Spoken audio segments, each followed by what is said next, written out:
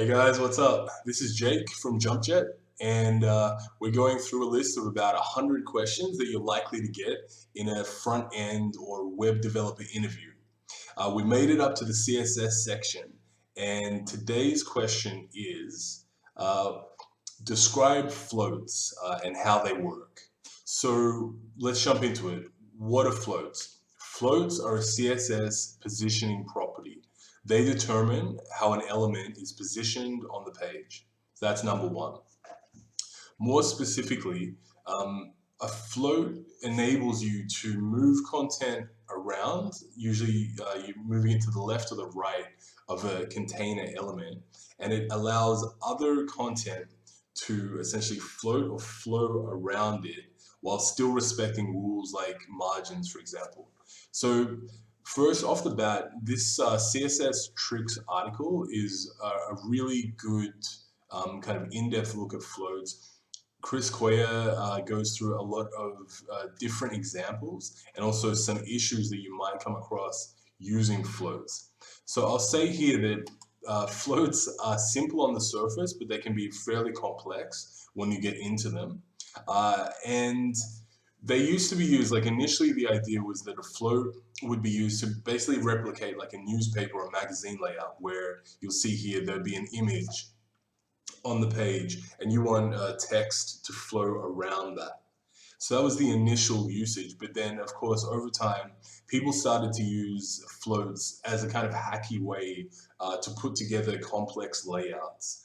Now, I'm happy to say that floats aren't the primary way that people use that CSS property to lay out pages anymore. We're lucky enough that we have Flexbox, and we also have CSS Grid, which is just being adopted now. They're much more sophisticated and I think understandable ways to lay out pages. But a useful thing about a CSS float is that it is respected all the way back to like Internet Explorer 4. So if you're dealing with legacy websites or legacy browsers and you need to support like super old browsers, then floats might be the way that you want to lay out the page. But for the rest of us building modern websites, float is used sparingly and not so much for layouts. Nonetheless, let's go a little bit more in depth. So this is on the mozilla.org website. They have a lot of great examples. This should show you really explicitly how floats work. So we have an HTML document, an H1, then an image, and then a paragraph, a couple of paragraphs here. Now this image, let's take all the properties off it. In a normal CSS flow, this image is like a block level element. So it takes up all of the space available from the left to the right.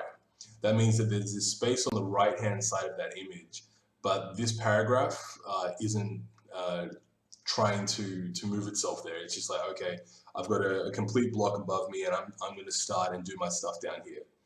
With the flow, we can achieve that kind of news or magazine style layout by adding a float. So you see here, I add a float to that image. And what that means is that the image is positioned to the top and to the left of its parent container, and it frees up this space over to the right. I'll add that margin back in.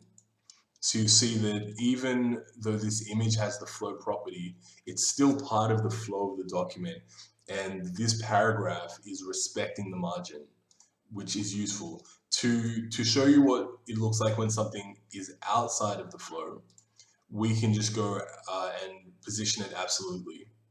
So that image is absolutely positioned, and it means that it's treated as though it's not even there. It doesn't matter if it has the margin or not. It means nothing. The paragraph just behaves as though the image isn't there. Whereas with the float, the paragraph knows that it's there, it takes up the remaining space, and it respects the margin. So that's another thing to add. CSS floats remain part of the flow of the document. There are a couple of properties with the float. You have float left and float right. So pretty basic, one floats it left, one floats it right. That's pretty easy to understand. Finally, there's another interesting thing to note is that, say for example, we have these three columns here, and they're all floated, which means that they're taking up like available space, and they're kind of pseudo responsive. What this footer does is, because these elements are all floated, the footer just tries to float up and take up any space that it can. But when we have this third column that's like a bit longer, this looks pretty terrible. So there's an additional way to behave around floats, and that's by adding something called the clear property. So here we have a footer, and let's add clear. And you'll see that when we add clear both, it's clearing the float. So if there's anything above it that's floated, it's going to treat it like a block level element again. So it's going to say, okay, I've got a float above me, but I'm not going to move into that space. We have clear left and clear right. So this will clear the floats on the left. This will clear the floats on the right. These are different ways to decide, like, if the element above you is floated one side or the other, if you still want to respect the float to one side or another or not. But if you just want to completely ignore that float, you've got clear both. Yeah, so it's pretty simple. Basically, if someone asks you the question in an interview, CSS floats are a positioning property. When you add float to an element, left or right, it tries to move to the top and to the left of its parent container, and it allows other elements to move around it.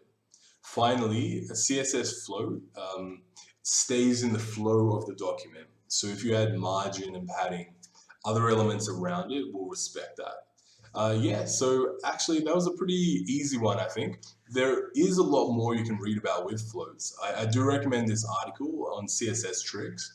Really goes in depth, and once again, mozilla.org. Check that out. Learn a bit more about floats, but that should cover it. So if you have any questions or any suggestions, feel free to add them down below. Subscribe if you find this useful, and good luck with your interviews. Okay, bye.